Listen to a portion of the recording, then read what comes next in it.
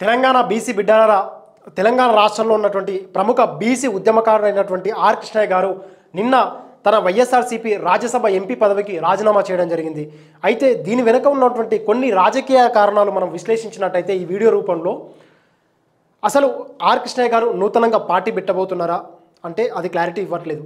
అంతేకాకుండా BJP party BC ముఖ్యమంత్రిని చేస్తా అని చెప్పి కొత్తగా మాట్లాడుతున్నందుకు అందుకోసం బీజేపీ పార్టీలో చేరుతున్నారంటే అది డౌట్గానే కొడుతూ ఉంది. అది కాదు, కాస్త పక్కన పెడితే ఇంకొక ప్రధానంగా రాజకీయ వర్గాల్లో చర్చలోకి వచ్చిన అంశం ఏంటంటే గతంలో టీడీపీ పార్టీలో ఎన్నికైనటువంటి ఈ ఆర్ కృష్ణయ్య గారు అదేవిధంగా ప్రస్తుత రాష్ట్ర ముఖ్యమంత్రి అయినటువంటి యనుమల రేవంత్ రెడ్డి గారు ఇద్దరు ఒకే టర్మ్లో ఎమ్మెల్యేలుగా పనిచేసారు టీడీపీ పార్టీలో. సో వీరిద్దరి మధ్యలో చాలా సఖ్యత ఉంది.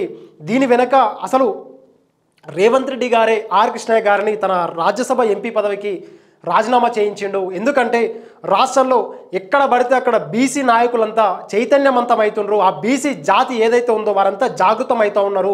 42% లోకల్ బాడీ ఎన్నికలలో రిజర్వేషన్ కల్పించమని చెప్పి పెద్ద ఎత్తున డిమాండ్ వస్తుంది. కాబట్టి ఈ డిమాండ్ను కాస్త పక్కదో పట్టించాలంటే వీళ్ళు ఏనుగు లాంటి యొక్క ఉద్యమకారులు అయినటువంటి ఏనుగు లాంటి ఆర్ కృష్ణయ్య గారిని తీసుకొచ్చి ఈ ఉద్యమాన్ని నీరు కార్చడం కోసమే ఈయన గారిని ముందు పెట్టి ఏనుగు మీద రాజులు పల్లకిలో కూర్చున్నట్టు గతంలో ఇక్కడ మన తమిళనాడు కావచ్చు లేకపోతే కేరళ రాష్ట్రాలలో ఏనుగుల పైన రాజులు కావచ్చు అక్కడ ఉన్నటువంటి వాళ్ళ అగ్రవర్ణాల వాళ్ళు ఊరేగుతూ ఉంటారు పల్లకిలో. అందుకోసం ఇక్కడ ఆర్ కృష్ణయ్య గారిని ముందు పెట్టి ఆ బీసీ ఉద్యమాన్ని నీరుగార్చే ప్రయత్నంలో భాగంగానే ఇది ఒక రేవంత్ రెడ్డి పన్నినటువంటి వ్యూహం అని చెప్పి సందర్భంగా రాజకీయ విశ్లేషణలు వస్తూ ఉన్నాయి. కాబట్టి మరి ఏ విధంగా ఆర్ కృష్ణయ్య గారు ముందుకెళ్తారు?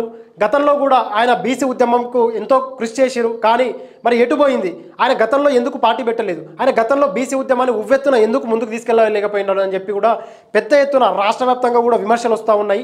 ఇది కాస్త అంశం పక్కన పెడితే గ్రౌండ్ లెవెల్లో గ్రామీణ స్థాయిలో ఎవరు కష్టపడ్డారు, అసలు బీసీ ఉద్యమానికి ఎవరు పునాదులు వేశారు, ఎవరు కష్టపడ్డ వాళ్ళు ఇప్పుడు ప్రస్తుతం ఎక్కడ ఉన్నారు, మరి ఆర్ కృష్ణయ్య మాత్రమే ఎందుకు ఫ్రంట్ లైన్లోకి వచ్చిండు, మిగతా వాళ్ళంతా ఏటుపోయినారు?